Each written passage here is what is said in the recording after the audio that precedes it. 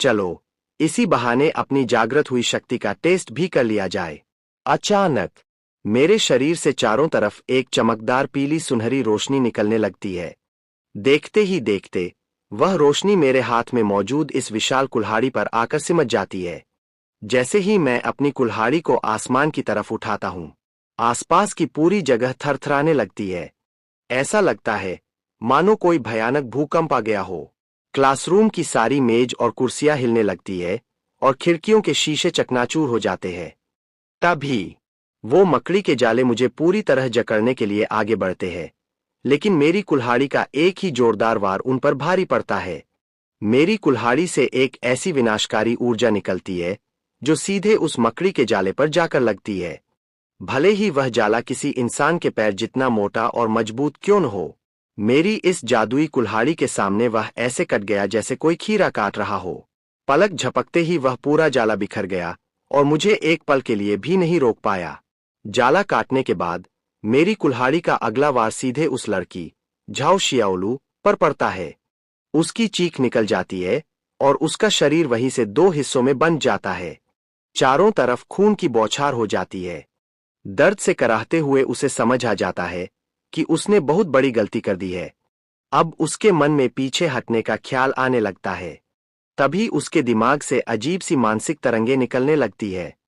वहां मौजूद बाकी आम स्टूडेंट्स दर्द से अपने सिर को पकड़ लेते हैं और तड़पते हुए जमीन पर बैठ जाते हैं। क्योंकि मैं सीधे उसके सामने था, इसलिए उसका यह मानसिक हमला मुझ पर भी थोड़ा असर करता है। ऐसी दिमागी शक्ति वाले हमले का सामना भी पहली बार कर रहा था, लेकिन बाहर मौजूद बाकी जीव उसकी इस मानसिक तरंगों के असर में आकर पागलों की तरह क्लासरूम के अंदर घुसने लगते हैं। ऐसा लगता है मानो वो मुझे चीरफाड़ देना चाहते हो। तभी शिया वानरो चिल्लाती है, तुम लोग जे को नुकसान नहीं पहुंचा सकते। जब वो देखती है कि वो जीव मेरी तरफ बढ़ रहे हैं, तो उसकी आंखें गुस्से से लाल हो जाती है। वह अपनी नीली तलवार चमकाती है और उसमें से बिजली की तेज लपटें निकलने लगती है। इससे पहले कि वो जीव मेरे करीब आ पाते, वानरो एक साए की तरह आगे बढ़ती है और अपनी बिजली की शक्ति से उन पर टूट पड़ती है। ऐसा लगता है मानो कोई विशाल अजगर बिजली का रूप लेकर उन जीवों की तरफ लपक रहा हो। एक खास क्रिस्टल की शक्ति सोखने के बाद वानरो पहले से कहीं ज्यादा ताकतवर हो चुकी थी। सिर्फ उसकी तलवार से निकलने वाली बिजली ही 4-5 जीवों को एक झटके में भस्म कर देती है। इसके बाद जब उसकी तलवार हवा में घूमती है, तो जीवों का एक पूरा झुंड वही ढेर हो जाता है। ये जीव उसके सामने गाजर मूली की तरह कट रहे थे। बिजली के कई जोरदार धमाकों के बाद गलियारे में मौजूद सभी जीवों का वानरों ने पूरी तरह खात्मा कर दिया।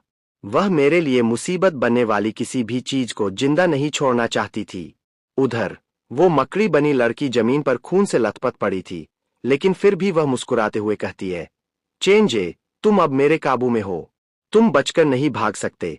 पता नहीं इतनी गंभीर चोटों के बाद भी उसमें कहां से इतनी ताकत आ गई थी कि वह अपने पंजों से मुझ पर हमला करने की कोशिश करती है। मैं शांत रहकर कहता हूं, तुम्हें सच में लगता है कि तुम मुझे काबू कर सकती हो? तभी मैं अपनी सुस्ती से बाहर आता हूं और मेरे शरीर से दो रहस्यमय काली ऊर्जाएं बाहर निकलती है। यह मेरी एक और शक्ति थी। उसकी ये मामूली सी मानसिक शक्ति मेरा कुछ नहीं बिगाड़ सकती थी। अगर मैं अभी अपनी शक्तियों का ट्रायल न कर रहा होता, तो उसकी इस दिमागी चाल की इतनी औकात भी नहीं थी कि वह मुझे छू सके। जैसे ही मेरी वो खास ऊर्जा बाहर आती है, मेरा दिमाग पूरी तरह शांत और साफ हो जाता है, यहां तक कि मेरी आंखें पहले से भी ज्यादा चमकदार हो जाती है। यह देखकर वो लड़की दंग रह जाती है। यह कैसे मुमकिन है? मेरा मानसिक नियंत्रण तो सबसे मजबूत था। तुमने इसे कैसे तोड़ दिया? उसे अपनी आंखों पर यकीन नहीं हो रहा था। शुरुआती दौर में मानसिक शक्ति रखने वाले जीवों में उसका स्तर काफी अच्छा था। कोई आम इंसान अगर उसके इस जाल में फंसता, तो शायद कभी होश में नहीं आ पाता। लेकिन मैंने महज कुछ पलों में उसकी शक्ति को नाकाम कर दिया, जिसने उसे अंदर से हिलाकर रख दिया था। मैं बस एक हल्की मुस्कान देता हूं और बिना कोई सफाई दिए अपनी कुल्हाड़ी में एक और शक्तिशाली ऊर्जा भर लेता हूं। अगले ही पल बिजली की एक पीली लपट कौंधती है और उस लड़की का बचा हुआ शरीर भी हवा में खून के फव्वारे और मांस के टुकड़ों के साथ बिखर जाता है। वहां खड़ा एक लड़का हैरान होकर कहता है, चेंजे, तुमने उसे मार डाला। उसकी मानसिक शक्ति इतनी खतरनाक थी और तुमने उसे इतनी आसानी से खत्म कर दिया। तुम तो बहुत ज्यादा ताकतवर हो। बाकी स्टूडेंट्स को भी अब होश आ रहा था। इस तबाही से भरी दुनिया में जहां हर तरफ खतरनाक जीव थे, उनके पास कोई जादुई शक्ति नहीं थी। इसलिए अब उनके पास मेरे और वानरों के गुणगान करने के अलावा कोई रास्ता नहीं था। उन्हें लग रहा था कि अगर हम पुरानी दोस्ती का वास्ता देकर उनकी मदद कर दें, तो शायद उनके जिंदा बचने की कोई उम्मीद जाग जाए। तबाही के बाद जहां वो लड़की मरी थी, वहां जमीन पर एक सफेद रंग का चमकदार क्रिस्टल दिखाई देता है। उम्मीद के मुताबिक यह एक ऐसा क्रिस्टल था जो मेरी ताकत को और बढ़ा सकता था।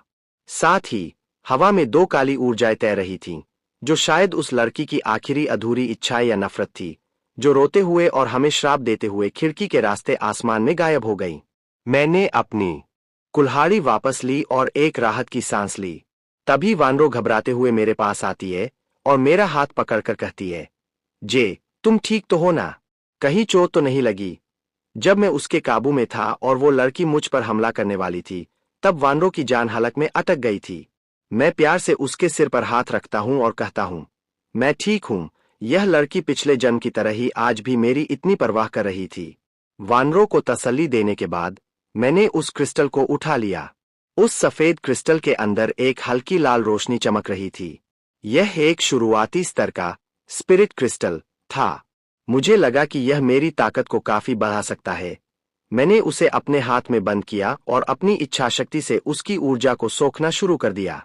देखते ही देखते एक सफेद रोशनी मेरे पूरे शरीर में समा गई। मुझे अंदर से एक कमाल की ताजगी महसूस हुई, जैसे मेरे शरीर का एक एक सेल खुलकर सांस ले रहा हो। मेरी ताकत पहले से कई गुना बढ़ चुकी थी। इस क्रिस्टल की बदौलत मैं सीधे लेवल 2 फीट के शिखर पर पहुंच गया था।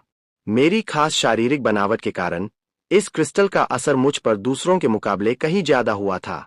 तभी वानरो आसपास फैले खून के निशानों को देखती है और मेरा हाथ पकड़कर पूछती है, जे, अब हमें आगे क्या करना चाहिए? सच कहूं तो ऐसी अजीब और भयानक स्थिति का सामना मैं भी पहली बार कर रहा था, इसलिए मेरे पास भी आगे का कोई तय प्लान नहीं था। लेकिन मैं उससे कहता हूं, हम अपनी शक्तियां जगा चुके हैं।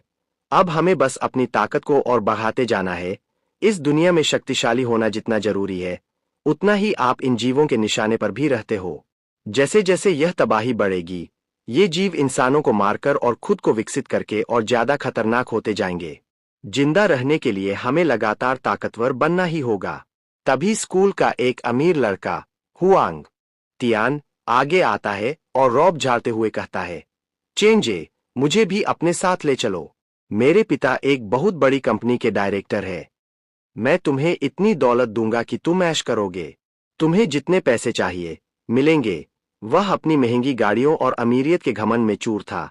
उसे लगता था कि इस बदल चुकी दुनिया में भी पैसा सब कुछ खरीद सकता है।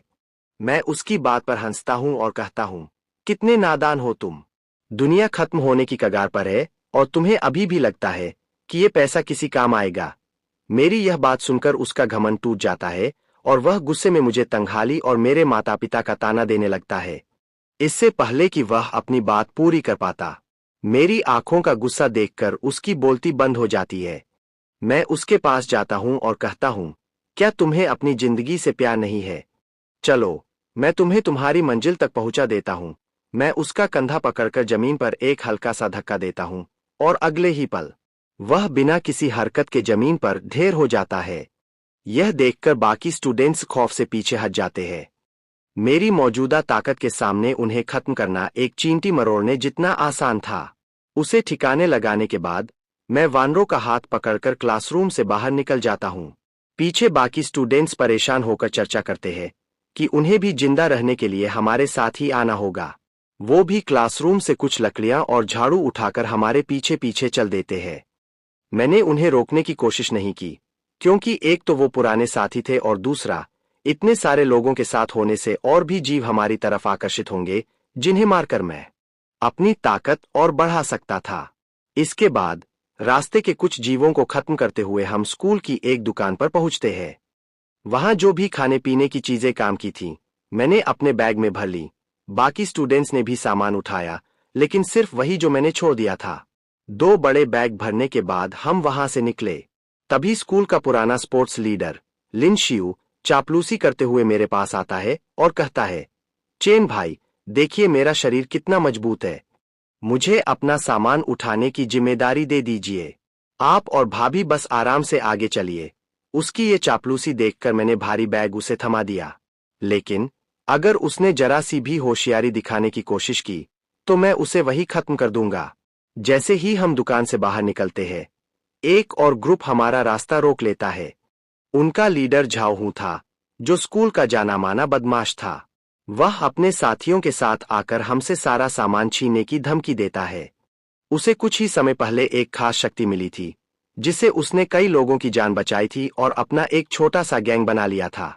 वह गुस्से में अपनी ताकत दिखाता है और उसकी पीठ पर एक अजीब कीट, लेडीबग जैसे विशाल पंख निकल आते हैं।